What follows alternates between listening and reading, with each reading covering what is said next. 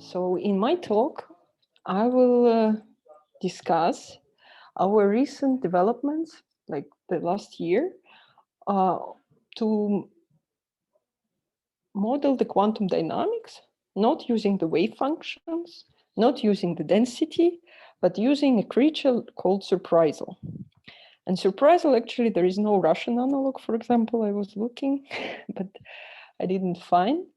So Surprisal is the logarithm of the density.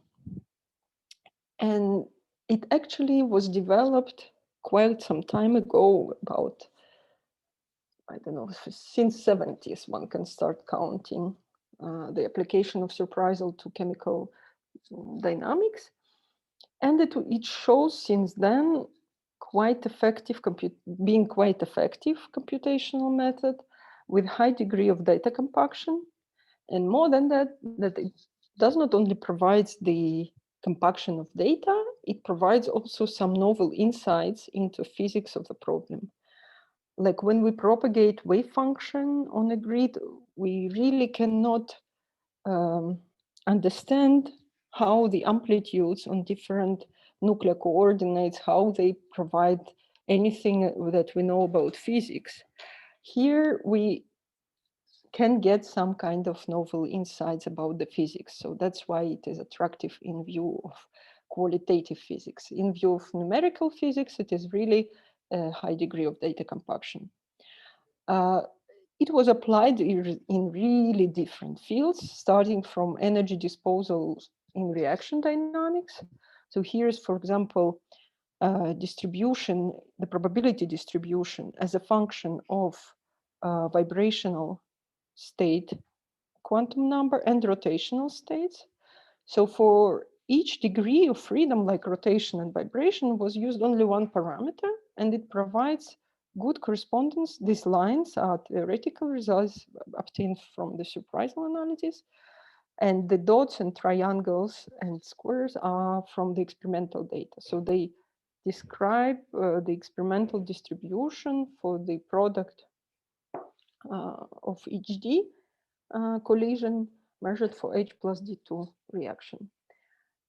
Recently, it was also applied to system biology to characterize dominant behavior patterns, for example, how the cancer cells change upon the disease or something like this.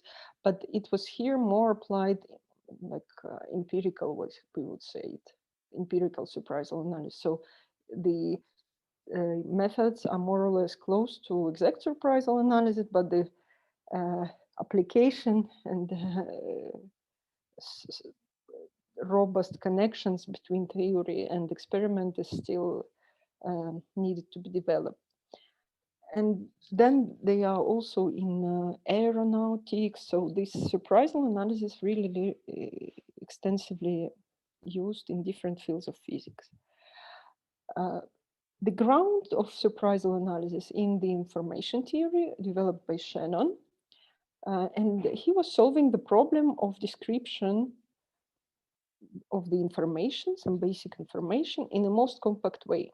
So mathematically, in a pure abstract way, he was asking a question, how to define most compact description of any information. And the example was basic, like you have sentences from defined alphabet and how many letter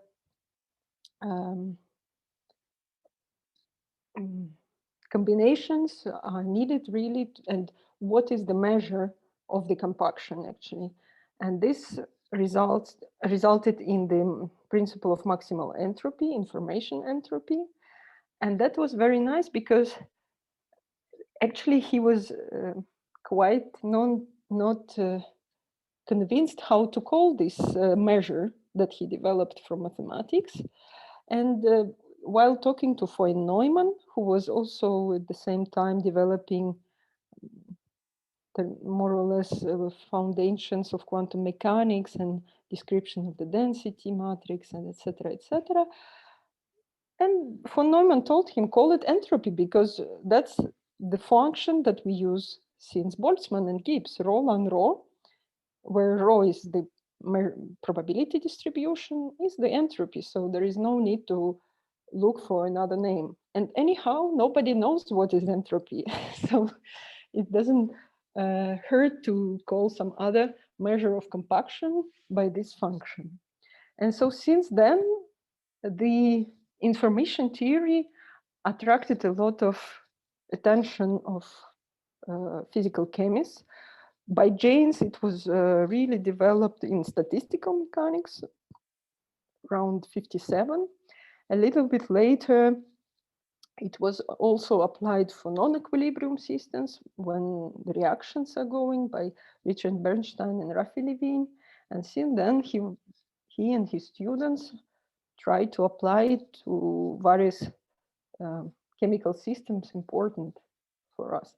And so in this work, we will try to see how it can be used like at recent times when we care about coherences, when we care about several electronic states, non-adiabatic dynamics, how all this mathematics survives our challenges, such as non-adiabatic dynamics, for example. And I will use first example is non-radiative relaxation in pyrazine, where initially the bright state is excited, pi star state, and then it is already measured that it takes only 20 femtoseconds to go to the conical intersection and to relax to S1, to the dark and pi star state. And it was measured by ultrafast pump probe spectra. So there were a lot of also theoretical modeling in this aspect. And it was shown that first thing that happens that there is a coupling mode, which is out of plane motion of hydrogens. And because they break the symmetry, they induce coupling between this dark and bright state. So they induce this population transfer. And the actual conical intersection is coming because of the tuning modes, because they change the gap between the two states, like here. And so that is effectively promoting the coupling. Current model involves actually 24 modes in diabatic picture to describe this dynamics, this ultrafast. Like just for 20 femtoseconds, you have already 24 modes involved in the dynamics. So the amount of information that is obtained in such computations is enormous. So that's why we thought it is a good example to see what Surprisal can give. I will not provide a picture with the 24 modes because it's just 1 year results that I will present, but first steps towards this picture. So what we want to tackle is the following challenges: to give a compact representation, but keep the quantum treatment of the dynamics. And we want to focus on the systems that involve several electronic states, and these electronic states can be coupled. So which quantum features we want to keep, and we want to track the accuracy of the representation against these features. First of all, the branching of the wave packets, because we know that our molecules are floppy, so they can give several local minima. So this feature is desirable. We also want to have the coherence effects, both on vibrational or electronic dynamics, because nowadays the 2D photon echo spectroscopy, for example, other types of pump probe spectroscopy allows to really measure this kind of effects. It is not anymore textbook. It is already coming in sets of papers. And in principle, what we are curious about is the electronic energy redistribution. So how actually the relaxation goes in such a quantum systems. So with the Surprisal, we want to address this problem from another perspective. And I think that is what always should be done. If there is a way to study problem from another angle, this will only show some benefits to understand the phenomenon. So here's the algebraic approach. It is at its beauty. We have our R, P, coordinate, and momentum as operators. They are with heads. And we have Hamiltonian that actually defines a lot the evolution of the system. So in what I will discuss only unitary evolution. So there is no dissipation in the system. And what is my goal? I want to describe my density or surprisal, which is the logarithm of the density, using these operators. So they are the key players, and I want to describe the density using them. That this thing is ever possible is clear that there is at least one example, the thermal state, the famous Boltzmann distribution that we know. It actually can be written as an exponent of minus beta h, where h is our Hamiltonian and beta is inverse temperature. So this form of the density, that it is exponent of some operator, is actually coming from the principle of maximal entropy, having base in not Shannon, in forgot, yeah, Shannon work.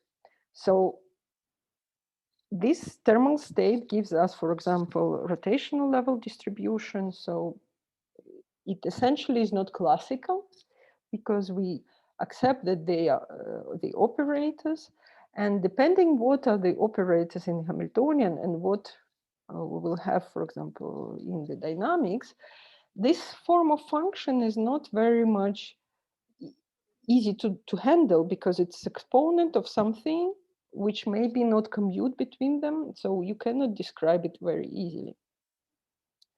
In some sense, this form where the density is described as exponent of some of the operators, AK, this can be RP or a dagger creation annihilation operators, so we will call them constraints. And more example of the operators can be seen in this nice book about different algebras, specifically in application to chemical molecular dynamics. So this AK can be different and they do not necessarily commute. And because when we do exponent of this sum of operators, we are really in trouble because it's very hard to understand how they affect each other. So for me, this situation is analogous to this Saint-Exupéry picture of the elephant and the head. Like adults were seeing this picture as a head, while child was actually drawing snake that ate an elephant. So instead of describing this creature that someone can call a head, someone can call a snake, I want to describe explicitly my elephant, where, for example, for this thermal state, I can call the constraint Hamiltonian as an elephant. And I put like it is on the cover of this exponent to get the density. And in order to describe the dynamics of this density, now I just apply this evolution operator to my initial state, that is, for example, this thermal state. So I can write it definitely like this with some Lagrange multiplier. And in this case, Lagrange multiplier will be just beta and AK is Hamiltonian. So we apply U-Dagger transformation to our initial density. And actually one can show in this paper, it is shown that evolution of the density is fully described by evolution of the constraints, because lambda is just a number, so it commutes with an operators. So the way how this creature will move only is defined and dependent on the elephants, on this AK. Okay, so now we move one step more. We say, okay, and what happens if we do surprisal evolution instead of the density? Will it simplify our lives? Because we will deal only with elephant now. We forget about snake, about head. We have our well-defined elephants. we take the initial state, for example, beta h, so all is fine at time t equals 0. And then we know the von Neumann equations of motion. Actually, one can show that evolution of the density and the evolution of the surprisal is quite the same. This was also shown as because ln rho can be described as a function of rho. And so we have di dt, where I is surprisal, as a commutation with the Hamiltonian.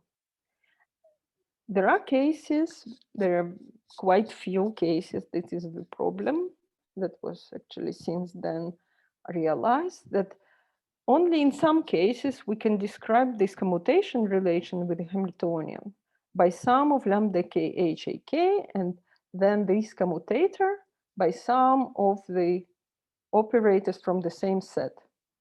So that is called the evolution of the constraints is closed. Like if you start from R, P, and H, commutation between them will only be R, P, and H. They will not give you R square, P square, or other operators that you did not include in the initial set. So that is the definition of the closed algebra. And in this case, it was shown that you can describe the evolution of the surprisal as lambda k of t times ak. So the constraints now are time independent, and the whole information about time evolution is actually compacted in into just a vector of the Lagrange multipliers. So this is our goal in principle, whether we can do it approximately or exactly. And that's the degree of compaction that I was talking about, that we go from some really complicated operator to just a vector of coefficients. So in our recent paper, we developed an approach to do this propagation of the surprisal in a more general way, when the algebra can be not closed. So actually for any potential, for any Hamiltonian in some given finite basis representation. And we can define the initial state as we defined before from a thermal state with some Lagrange multipliers and constraints given in this finite basis representation. And so our matrix equation of motion will give us evolution of this surprisal. And we developed also a procedure to identify the dominant constraints.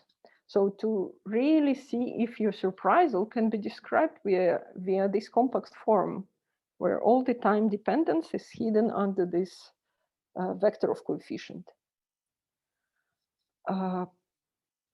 Going from surprisal to the density is easy, actually, because they share the same eigensystem. So if we diagonalize the surprisal in this matrix, we get the eigenvalues, for example, mu s here, and then they correspond to exponent of minus mu s for the density. And so this diagonal transformation is somewhat limitation of the problem, but not, I think it can be overcome, because to diagnose in many dimensions is a big problem. So, but this is for future. In principle, for example, if we use the algebra and the finite basis of vibrational states of the harmonic oscillator, the eigenstates of harmonic oscillator, and we use as a constraints creation annihilation operators. So our Hamiltonian is just a dagger A plus 1/2. And then this composition of the surprisal in terms of the operators is very transparent, because in this vibrational basis, A dagger A is diagonal. So it contributes only to this diagonal row of the surprisal matrix. A dagger contributes to one row downside of the diagonal, A upside of the diagonal. A dagger square next row. So actually, each row of our matrix is given by specific constraint times the time-dependent coefficient. That's the first example that we will use. And I think because it is a sum of operators, it is very beneficial in terms of approximation, because you can just skip some terms, for example, that are further from the diagonal, and you will still have good accuracy for your surprisal and for the density. So in the present case, because we wanted to describe several electronic states, we have constraints that are defined in the Hilbert space of electronic degrees of freedom. 1 and 2 are electronic states. And so this is projector on the first electronic states. This is on the second. And these are our coherence kind of operators. And from the nuclear degrees of freedom, we have identity, creation annihilation operator, and a dagger ray. So direct product gives us 16 time independent constraints, and we want to find these time dependent coefficients to describe the dynamics. So we coming back to this problem of pyrazine, where we have one harmonic potential for the bright state and another one for the dark state, and there is a coupling. So here is the Hamiltonian. The coupling is linear in nuclear distance. So it's A plus A dagger times sigma. Here I wrote a Pauli matrices formalism for electronic degrees of freedom, but it's actually the same set of constraints, so don't worry. So here I show the movie. So I have only one coupling mode here, 1D. This is the distance, the x-axis. And we have population in state S1, population in S2. The solid, like this area, is exact computation, and the dashed lines, which actually coincide quite well. These are the surprisal defined by this set of constraints. So 16 constraints. And then I diagonalize to get the population in both electronic states. So to go to the density. So here is the dynamics already 2 femtosecond pass. We have a branching of the wave packet here in S1. And we see that the dashed lines, I hope you can see them, they are quite good, in good correspondence with the exact computation given by the grid propagation. So already with this basic set of constraints, we described quite well the dynamics, and not only the shape of the wave packet, but also how rapidly it is changing in time. Because it is really, the gap is quite small, so it is effectively transferring population. And here is already integrated over the nuclear coordinates, so the population in S2 as a function of time. And here the black line is exact computation. The blue line is for the 16 set of constraints, and the red line is for a smaller set of constraints where only A and A dagger were considered of diagonals. So in these last 2 rows, we skipped these 2 and these 2, so 12. We have 12 constraints. And it describes actually quite well both population and the coherence evolution in time. Okay, so here is the summary. We have compacted our time evolution from 400 matrix elements to 16 time-dependent scalars. And it actually can be 12. And we described quite well the shape of the wave packets and the overall change in the population and coherence. And more than that, actually, when we looked how these wave packets change when we change our Lagrange multipliers, it showed that these operators, A and A dagger operators of diagonal and electronic index, they are responsible for this big Gaussian shape of the S1 wave packet. So here's our physical insight where the coherence operator affects our density directly. Okay, another example that is actually overlapping with my previous talk on the symposium last year. It's a description of the quantum interference in the isotope effect for Attopumpten 2. So for those who were, I think we all forgot what happened already 1 year ago. So here is a summary. We know, okay, quite good. We have good potentials for B, C, and O states, B being valence state of N2, and C and O are two Rydberg states of N2. And their diabatic couplings are given by Schwarzbeck and Mayer, and they are verified against the absorption spectra. So they give a good agreement in perturbation of lines due to diabatic coupling. It is known that it is quite strong in this system. So it's excitation about 12 eV, something like this. It's quite far in energy. But these are first low-lying, no, not low-lying, first excited states optically allowed. So when you excite either by conventional absorption or by ultrafast pulses, you get population in these electronic states. So we consider ultrafast excitation, where several electronic states can be excited in the same time, so in one molecule coherently. And here is a simulation of the population dynamics for two different isotopes. So what we studied in this paper is how the mass of the nuclei affects actually evolution of the electronic population in different states. So we excite with ultrafast pulse all three electronic states, both to Rydberg and valence, and then they evolve. And we see that at time before, let's say 50, the two isotopes agree quite well. So there is no effect of mass on this dynamics, although it is quite intense dynamics. But after 50, 60 femtosecond, there is quite some change, and actually it persists in time. Okay, so then we try to model it and to develop a toy model to describe this isotope effect.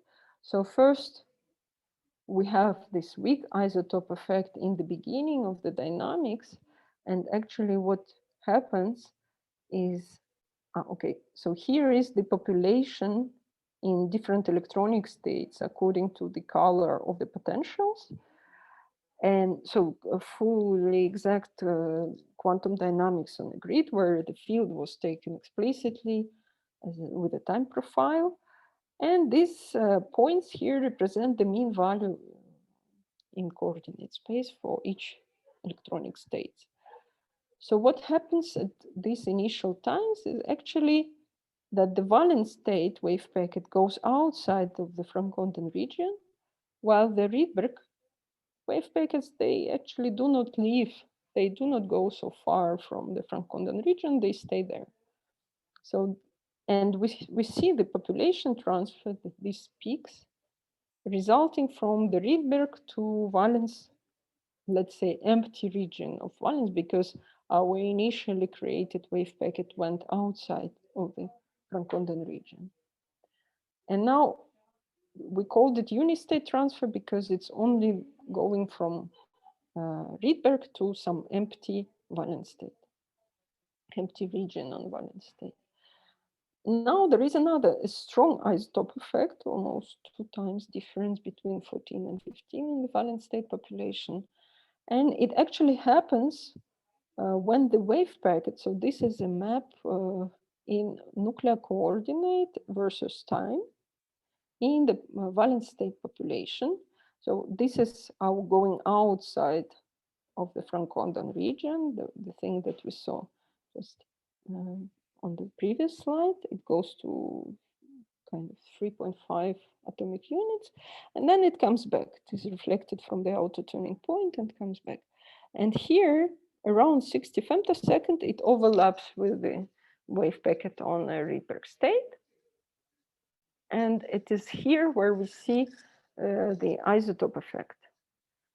And we call it B-state transfer because here we definitely have both wave packets that were initially pumped by the pulse. So we took this toy model.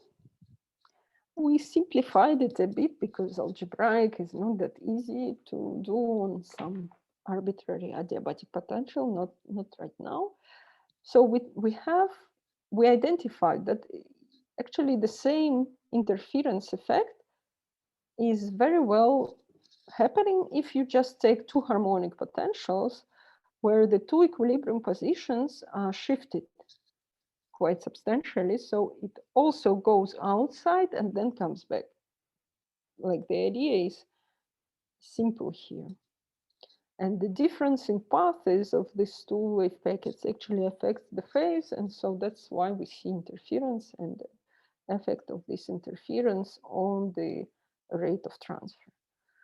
So what we use is harmonic potentials, and we turn on the coupling, the diabatic coupling that induces the population transfer only when this second wave packet comes back to the coupling region. So this orange one here. And this coupling will be linear in internuclear distance, just to simplify our life. And then actually, it's a linear fit to the realistic Spelberg and Meyer potential diabatic coupling. So it's not far from reality. And what we showed, so this is recent work, that to describe this interference effect, we need only 9 constraints. So even not 16, not 12, but 9 constraints. We have 3 electronic states here. So we have 6 operators that are coming from pure electronic degrees of freedom. And we need, of course, a dagger A to describe our initial thermal state. So here are the results of the computation where the solid lines are wave function propagation on a grid. So we start from the ground state potential, like population in the ground state. We take it as a thermal state. And then we act with a pulse, with the ultra-fast pulse, and we acquire population in second and third electronic state. So this is the picture after the field is over. The dashed lines are the computation of the surprisal given by this set of 9 dominant constraints. And because initially we need only 6, we need basically this A set, like identity and A dagger A, all diagonal in electronic index because it's a thermal state. But then since our pulse creates population in electronic states, in excited electronic states, so we need also coherences. And that's why the set needs to be extended by 3 other operators. And so after the pulse is over, the dynamics start to move. So we have 2 wave packets. Here, the dashed lines are also surprisal, described by the non-dominant constraint. So it goes outside of the Franconden region and then comes back. So this situation is covered by our algebra. And okay, stop it. Okay. And what we also checked is how the revival of the coherence is described by this approach, because we, as I said, we care about coherence effects. In the beginning, when the wave packets overlap, we see quite good description here. Red and purple, like brighter colors, are for the surprisal propagation, and black and blue, here you cannot see them, but here you can see black and blue. It's just wave function propagation on the grid. So we describe the revival of the coherences and actually effect of mass, that heavier nuclei move slower. So we got the revival a bit later. What we see also here, that for this coherence between second and third electronic state, this is like coherence of this shifted electronic state with the ground state. So we have a high energy gap, about 12 eV, as I said, and so it oscillates very fast. Here, the two electronic states are quite close in energy, so the coherence oscillates much slower.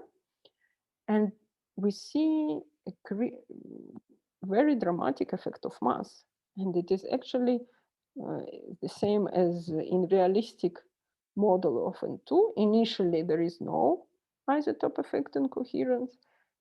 But after these dynamics to the outer turning point and coming back to the coupling region, the coherence pattern is actually shifting by a lot. And also we checked how it affects the rate of transfer. So when the coupling is actually on, these are curves of the population exchange. So the negative values correspond to loss of the population in valence state, I mean in this shifted state, and positive values, the gain of the population. And the solid lines are exact computation, dots are by Surprisal. And we see that actually first of all, it corresponds quite well to the profile of the coherence, which actually shows up from the equations also, that the rate of transfer is determined by coherence. But more importantly is that the effect of mass is somewhat strange. We got a loss of population for mass 10. We change completely the profile of the rate of transfer for mass 14, and another picture for mass 18. So this is also the same trends that we saw in realistic N2 model. And we recover these trends quite well with our 9 set of constraints, right? Only 9 Lagrange multipliers that are time dependent. And when we look on the Lagrange multiplier, how they depend on time, we saw that the mostly affected by mass is this 2, 3, and 1, 3, the Lagrange multipliers for the operators that are coherences between the ground state and shifted state, and the excited state 2 and shifted state 3. And the time dependence of these Lagrange multipliers is not trivial. You cannot say, it is oscillating like energy gap or something. It's somewhat strange.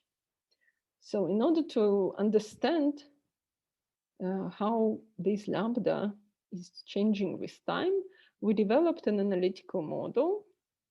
Okay, so I'm coming back to this picture where actually we see that the rate of transfer, and so the effect of mass in the rate of transfer, is very similar to the effect of mass on the coherence.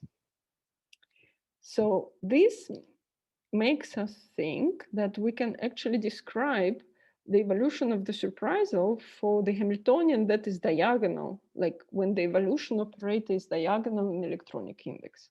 And so this gives us analytical formulas for matrix elements of the surprisal in the coherent basis. And actually we found out this mass dependent factor tau, theta of tau, that is responsible for the effect of mass in the coherence. And it is because of this psi square is actually mass dependent. So how we proved it is by just taking in this formula, because we have analytical results now, we can play with it. That's the beauty. So we keep this phase factor in the evolution of the Lagrange multipliers, just where omega is the energy gap. So it's just oscillation typical for the coherences. And we put theta either 1 or the real formula like we got from our evolution. So this is the plot for the evolution of the coherence for different masses as a function of time, with theta fully included. And it is following this pattern of the rate of transfer. We can see it. I mean, that we deplete in mass 10, we're acquiring mass 14. So all is fine when theta is on. But when we put theta equal 1, we actually do not have change in the coherence pattern with respect to mass. What we see that indeed the heavier nuclei move slower. So mass 14 starts to transfer later and mass 18 even more later. But the oscillation of the coherence is more or less similar. It just changes the time when it starts, like window function. So with this theta, we actually separated classical and quantum effect of mass on the coherence and on the rate of transfer. So with this, I hope I was in time. So I hope I showed a good representation of how the quantum dynamics on multiple electronic states can be described via Surprisal. And this is giving a lot of thinking regarding what is the Surprisal, how the information entropy enters here, and thermodynamics for the system when several electronic states are involved. We developed a formalism where the density can be defined as a function of some observables, operators, and actually the number of these observables is very small. So it provides a compact description of the time evolution and of the dynamics. And for me, it is very similar to the kind of construction of our screens where we have some primary colors, our constraints, palette of constraints, and the intensity that is defined by the time evolution of the Lagrange multiplier actually describes the pictures and the movies and all these nice visual effects. And so we can describe our molecular dynamics, quantum dynamics in the same way. With this, I want to finish. I want to thank Rafi Levine, my supervisor and collaborator already for 3 years, and Professor Francois Remarque, because we worked really threesome on these problems. I want to thank students of Rafi actually from 70s who wrote all these papers clearly and easy to understand. And I hope these academic trees can grow further. I want to thank my financial part, the COPAC project, and you for your attention.